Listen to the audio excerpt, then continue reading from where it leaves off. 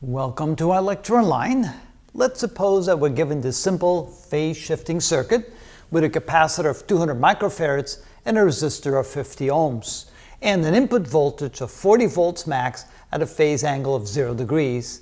And we're trying to find the output voltage, the magnitude of the voltage, and the phase angle of the voltage. So first we're going to need to find the capacitive reactance. We can say that X sub C is equal to minus J divided by omega times C. Now we're given that the omega is 200 hertz, that's 200 radians per second. So this becomes minus J divided by omega, which is 200, and C, which is 200 microfarads, which is 0.0002. Let's see here, so these two zeros cancel out two of those zeros times 2, that's 0.04. 0.04, let's see here, 0.04, that's, well, better get a calculator just to make sure. So 200 times 200 e to 6 minus, take the inverse of that, and it is 25, or it is equal to minus J25. All right, so that means that the capacitor reactance here is a minus J25. Now from that, what we're trying to do is find the impedance. We know that the impedance, Z, is going to be equal to the sum of the resistance plus the capacitive reactance. In this case, the reason why we can do that is if we have it in the magnitude, or not magnitude, but the real imaginary part of each, we can simply add those together. So this is equal to the resistance of 50 ohms and the capacitive reactance of minus J25. And then if we want to write that into its magnitude and phase angle, we can do that. So we have 2500 plus 625. Take the square root, that gives us 55.9.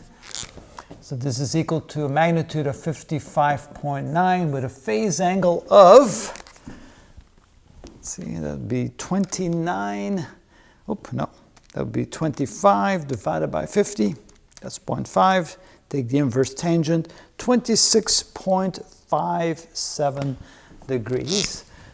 That's a minus 26.57 degrees. So there we've got the impedance. Now the next thing we want to do is, well, I've already done this. All right, that's great. So we have this as 50 minus J25, which is equal to 55.9 with a phase angle of minus 26.57 degrees.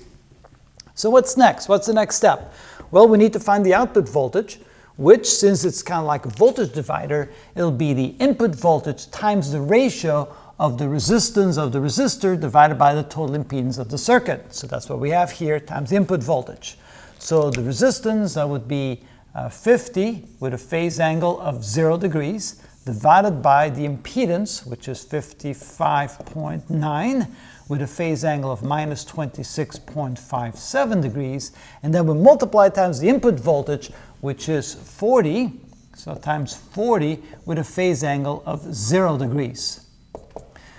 So we take 50 times 40 divided by 55.9. What I'm going to do is first do this separately from that. So we have 50 divided by 55.9, and that gives us 0.894. So this is 0.894. There's a decimal point with a phase angle of a positive 26.57 degrees. And then this is going to be multiplied times 40 with a phase angle of 0 degrees. So the reason why I wanted to stop here before I continued on is to show you that the magnitude of the voltage is going to be reduced. It's only going to be 89.4% of the input voltage. So the output voltage magnitude is going to be 89.4% of the input voltage in amplitude. And secondly, there's going to be a phase shift of 26.57 degrees on the output voltage, a positive phase shift compared to the input voltage. So now when we multiply that together, times 40, we get 35.8 basically. So this would be equal to 35.8 with a phase angle of 26.57 degrees. And of course, that would be in terms of volts, and that would be the output voltage, which is equal to that. So again, this is how we build phase shifting circuits. We can vary the capacitance to give a different capacitor reactance, which will change the phase difference and also will change the amplitude of the output voltage. And in the next several videos, we can show you how we can adjust the value of the capacitance, the resistance, and the input voltage in such a way that we have a certain amount of output, the magnitude of the output, and the phase difference of the output. So we'll show you some examples of that next. But this is how we do that.